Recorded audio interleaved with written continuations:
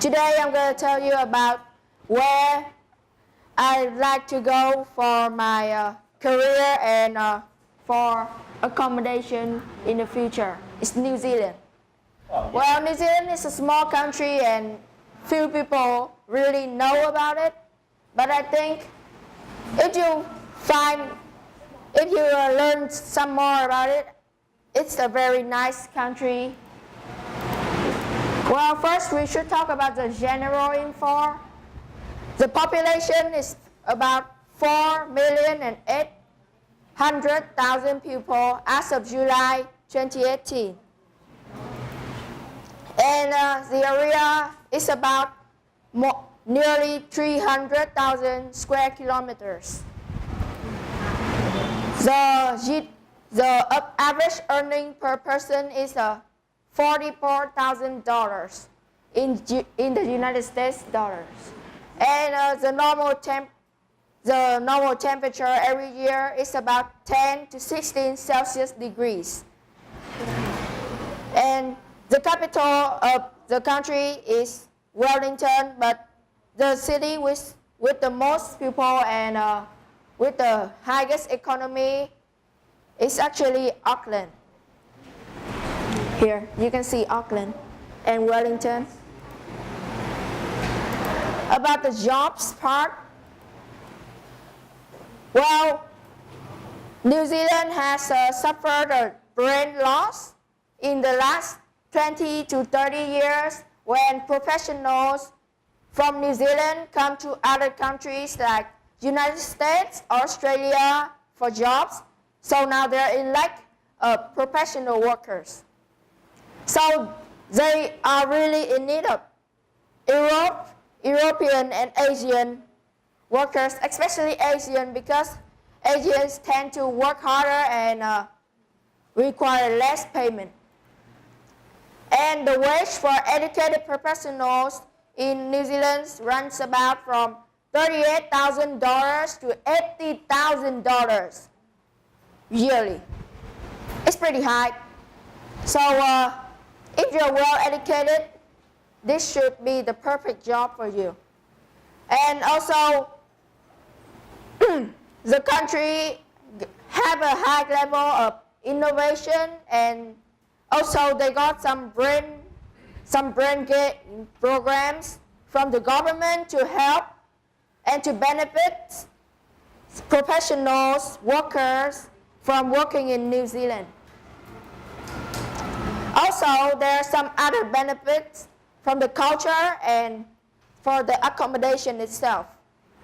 First, we're going to talk about the accommodation. And as English is the main language, it helps communicating easier. And also the household price is cheaper compared to Australia. Australian households are like 5% higher in price compared to New Zealand. And also the culture is very awesome, consists of many different cultures from the Maori culture, the people that originally lives in New Zealand, and the culture of the European that came explore and stay in New Zealand. Also, I want to talk about some disadvantage, since I want to give you guys a fair view of New Zealand. New Zealand got a higher cost of living, 10% higher compared to Australia. And also, in some cases, overseas workers are not really invited, not really welcome in society because of high unemployment rate of New Zealand people, low-educated New Zealand people. Like this, in 2018, the unemployment rate is 8.3%. That's pretty high. And also, there are some people who speak the original Maori language, which makes some difficulties in communicating. Overall, I think, apart from these disadvantages, New Zealand is a very ideal choice for working, for your career path, and also for your living. Thank you. Thank you, Khải. Nice. Letters on the presentation. What about his speaking? I think the PowerPoint could have been more interesting, but the speaking was really good. Okay, I want to tell you what I think about the speaking. I want the good things first, yeah, because to start with, I didn't have many negative points to say about Lipton's speaking. Okay, so he had a very clear voice, like me, you know, was well projected, everybody could hear, you know, and he kept a steady pace. He was not speaking too fast, and he was not speaking too slowly, and all the words he said were very clear and understandable for everyone. Which, yeah, I thought he had a presentation here, and he had little notes written down. But he told us the details on the notes, and always gave extra detail, which is what we really need. So that is great, because he wasn't even reading. He was very well prepared in his head, obviously, to speak about extra details on the presentation.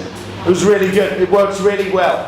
His presentation skills alongside it. He clearly was not nervous, right, Kai? Not nervous at all. He's really good at speaking in front of people. He's confident, well prepared. But I would say that you use quite simple language when you were speaking this time. I think even Yi and Long made more effort to add interesting vocabulary.